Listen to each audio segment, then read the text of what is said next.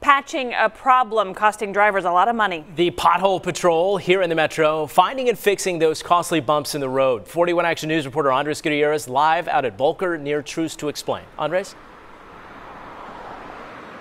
Mike, just today alone, the 311 call center received more than a dozen complaints about potholes like this one. A city spokesperson told me that they were out doing work until the flurry started, and then that took priority.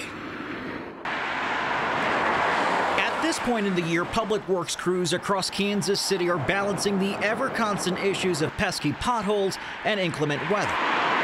You try to avoid them if you can. If it's not bad, if I can see it coming, I'd just go through it. But you'll see people swerve out of their lane to avoid one.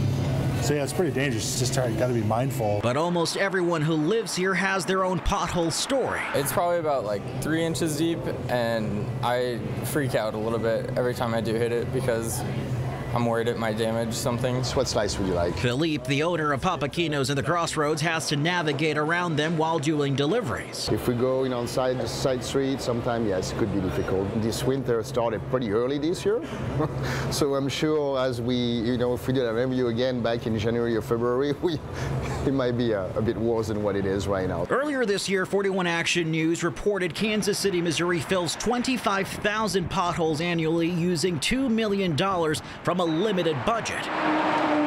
Meanwhile, in the village of Oakwood in the Northland, they switched from using asphalt to a polymer emulsion, and it uses trap rock, which is a very hard rock that stays around and grips the tires. It has saved them money, and potholes in this community are almost non-existent. And it does not dry out like oil does, so it stays in there.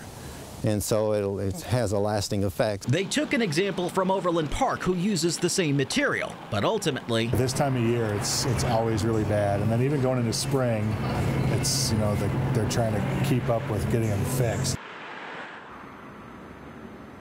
Now, once again, pothole repair work here in Kansas City is driven by 311 complaints. You can call them or file a complaint online. Reporting live in Kansas City tonight, Andres Gutierrez, 41 Action News.